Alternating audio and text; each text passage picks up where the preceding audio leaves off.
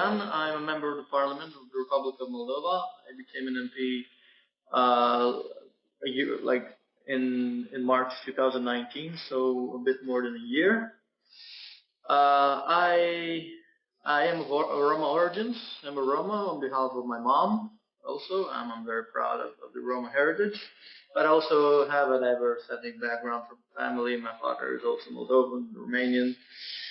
So today, I would like to speak about generally the gap between the Roma and non-Roma that we have, and then it's obviously for everyone that there's a difference. If you look at statistics, at the literacy rate, at the employment rate, and the involvement in jobs of women, everywhere where you look, you can see that the difference between the Roma and non-Roma, and that's been always bothering me. And yeah, so there's this gap.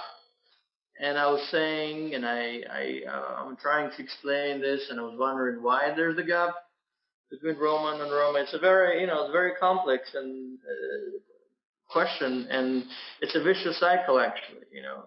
You can talk about the fact that the gap is because there's lack of access to education from of Roma, that leads to absence from workforce, and that leads to poverty, and then that leads to isolation, and that's a negative perception, and then that leads to no sizable Roma elite in politics and business and journalism, and that leads, of course, to poor policy making.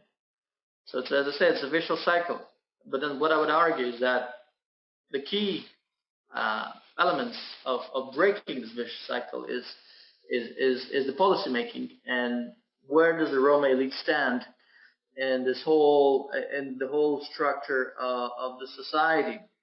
And me myself, being a member of the Parliament, I'm one of the founding members of Party of Action and Solidarity, one of the largest pro-EU parties in Moldova. So, I realized that the fact that, a lot of the minorities, not only Roma, they don't really get involved in political parties. And of course, it's equally important to be involved in journalism, human rights, and NGOs and civil society, but it's equally important to go into politics. And I'll just quickly, before I'll try to explain these two elements that I was talking about, I'll quickly go about my story and how I ended up in politics. So as I said, I come from an ethnically diverse family. I'm a Roma from my mom's side, and I was always, aware of the problems that the community faces. So, of course, the crucial moment was when my parents moved to the city, right? And I was born in the capital, city of Chisinau, and I had unhindered access to education and in a general school, in a public school, and that made me, very engaged with the non-Roma, and so that helped me a lot, right? And then it helped me understand that what defines you is not your ethnicity. It's not the color of your skin or the language that you speak. It's your actions, your behavior, and your values, and this is what my parents taught me, and I always kind of lived with it.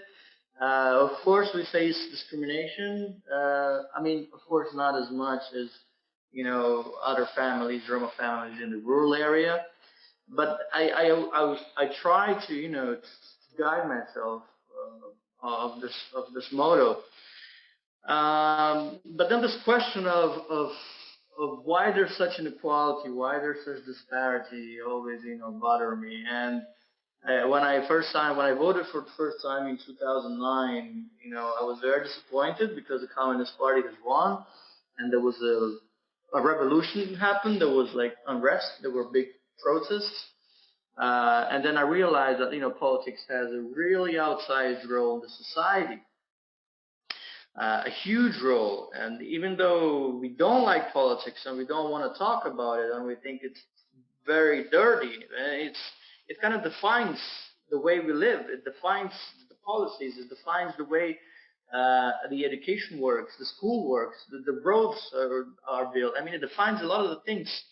And so then I realized that I need to get there, right? If I want to change something, I mean, you can, of course, you can have an impact in society, being in a business and an NGO, but I'm afraid that if there's no normal people in politics, I mean, you cannot really have a systemic change that we all really crave for in Eastern Europe and parts of the world that are less developed.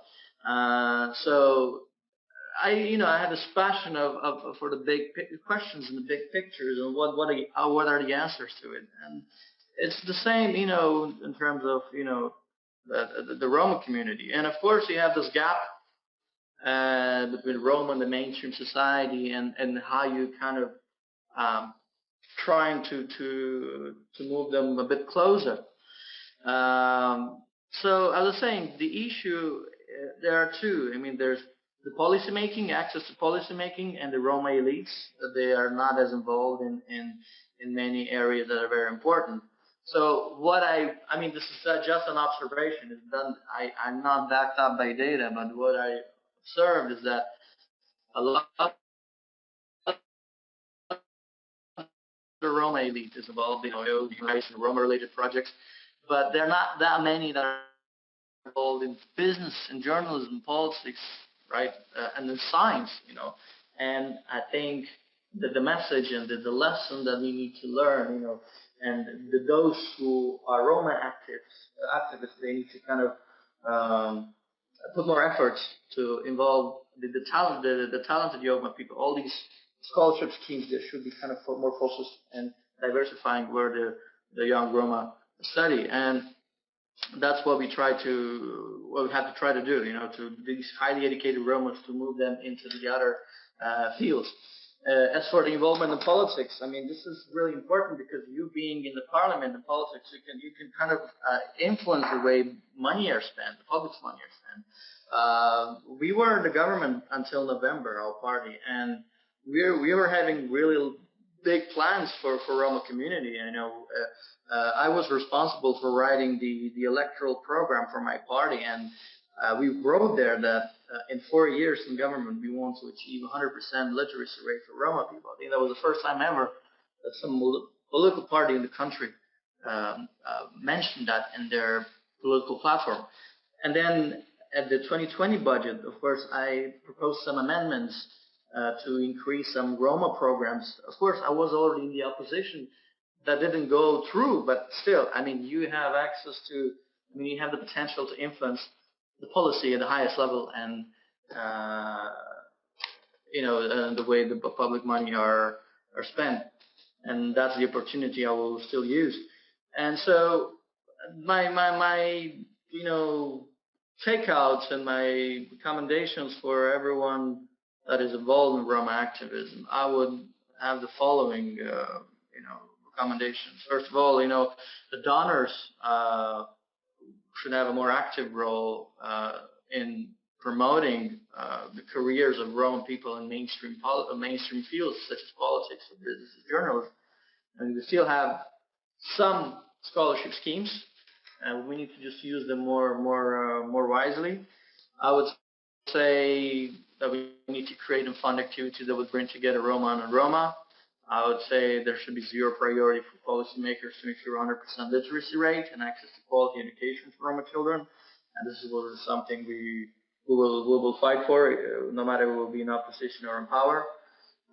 We should promote success stories of Roma working in mainstream fields, and communicating these stories to the Roma communities is to kind of to tell them that this is possible, and you can go ahead and make your mark. And last but not the least, what I noticed is that in many scholarship schemes for Roma, they don't have data on what are the career paths of young Roma that they support, and we should understand what is happening to them after they receive these scholarships. And this data should be available for us to have better decisions. Yeah.